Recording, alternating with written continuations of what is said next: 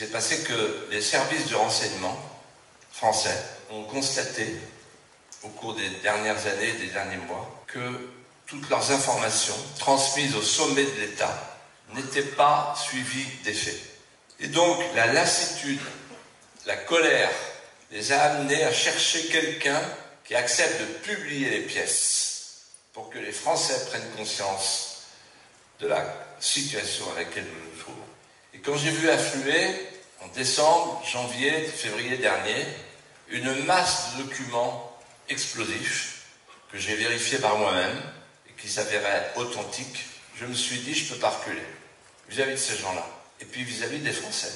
Donc je vais publier un livre et je l'ai appelé « Les cloches remontaient encore demain » parce que j'ai trouvé un hadith du prophète qui dit « Les cloches sont l'instrument de musique du diable ». Que se passe-t-il aujourd'hui? Nous sommes à la veille d'un choc, d'un grand choc identitaire. Pour la première fois, la France doit affronter la crainte de disparaître. Il y a un plan des élites que je révèle dans mon livre et qui est le plan dicté par les Nations Unies. Mon livre aurait dû provoquer des polémiques, faire l'objet de plaintes en justice. Mon livre aurait dû provoquer des réactions, des dénégations.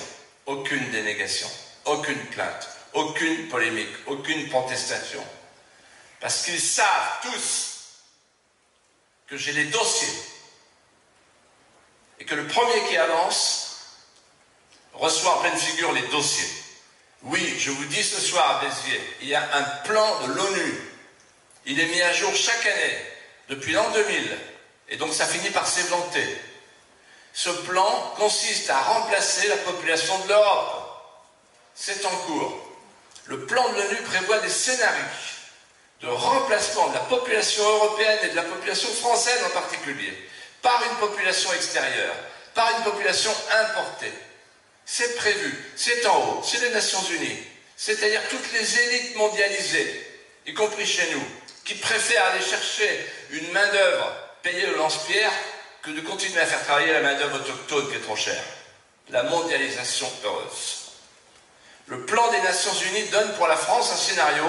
J'ai pris le scénario moyen, le scénario numéro 3. Selon le scénario numéro 3 des Nations Unies, il faut faire rentrer en France 800 000 personnes par an, ce qui donnera 16 millions de personnes supplémentaires extérieures entre 2020 et 2040. Ce plan de l'ONU est accompagné par les plans de l'OCDE et naturellement l'INED en France. Vous verrez, je cite tout dans mon livre, tout est dit clairement. On va vers un remplacement de la population française. Et alors il y a l'Or-Islam. L'Or-Islam, c'est un rapport très officiel de la Commission européenne. Sur la couverture du rapport, on voit de couleur bleue, on voit les étoiles mariales du drapeau européen, et au milieu des étoiles mariales, un minaret surmonté du croissant islamique.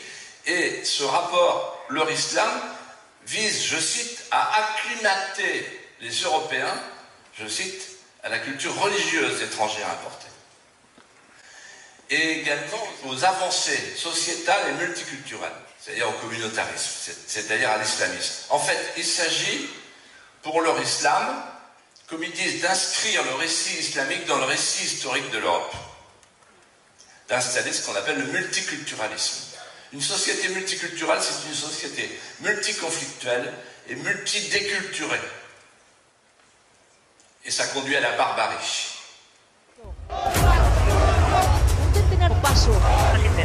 Destin originaire préparé par des migrants qui côté marocain.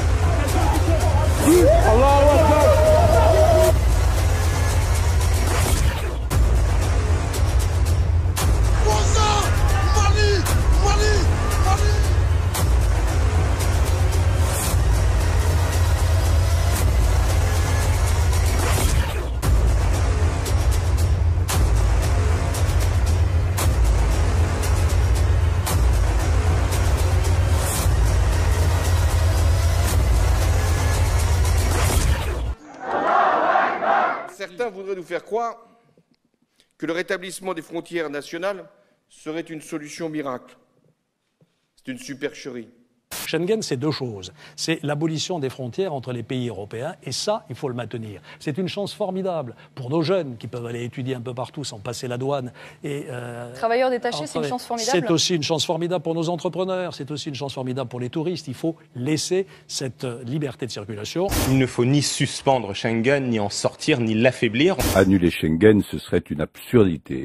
J'ai proposé, avec la chancelière Angela Merkel, un mécanisme permanent et obligatoire d'accueil des réfugiés. Mais je ne crois pas, par ailleurs, et vous non plus, si vous êtes honnête devant les téléspectateurs, qu'on puisse fermer les frontières. Aujourd'hui, nous sommes donc déplacés en Isère, à Saint-Hilaire du Rosier, très exactement, pour rencontrer la population et discuter avec elle de l'implantation d'un nouveau Calais, d'un nouveau camp de migrants. Donc ce sera derrière moi. Est-ce que tu sais combien de migrants sont concernés pour ce centre? Alors il y a 60 migrants qui sont attendus officiellement. On ne sait pas encore si ce sont des familles, si ce sont des hommes seuls, quelle nationalité ils ont.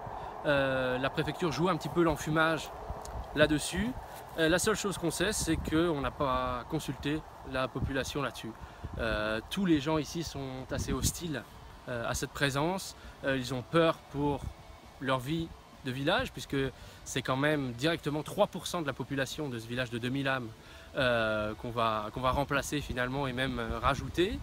Les enfants, s'il y en a, seront scolarisés avec les enfants du village, et évidemment les habitants ont une grosse inquiétude. Est-ce que tu peux nous présenter un peu la particularité qu'a ce centre d'accueil pour les migrants? Alors dans ce centre d'accueil pour les migrants, en tout cas futur, actuellement c'est encore, comme vous le voyez, une base de loisirs, un centre de colonie de vacances pour les enfants, principalement d'EDF. Et en fait, comme vous le voyez, c'est tout neuf. Il y a des terrains de football derrière, il y a une piscine. Et de fait, on peut penser que les migrants vont être vraiment ravis de la générosité des Français. On rappellera simplement que pendant que je vous parle, et pendant qu'on est en train d'installer des centaines et des milliers de migrants à travers toutes les communes, dans des châteaux, on l'a vu à Alex, dans des centres de vacances flambant neufs, comme ici à Saint-Hilaire-du-Rosier, on pensera à tous les Français qui sont dans le besoin, à tous les Français qui ne bouclent pas leur fin de mois, à tous les Français qui ne peuvent pas envoyer leurs enfants en vacances déjà maintenant, mais en plus, on voit que les centres de vacances sont maintenant pris d'assaut. Vivement une réaction. D'autres associations prennent le relais pour adoucir un peu le quotidien des plus démunis. Voilà, plus de place pour les sans-abri, mais en même temps, les centres pour migrants continuent à ouvrir partout en France. Ouverture aujourd'hui d'un centre humanitaire. On en voit quelques images pour héberger 400 hommes porte de la Chapelle à Paris. La mairie prévoit de 50 à 80 arrivées par jour. Centre très provisoire pour les héberger quelques jours avant de les orienter ailleurs.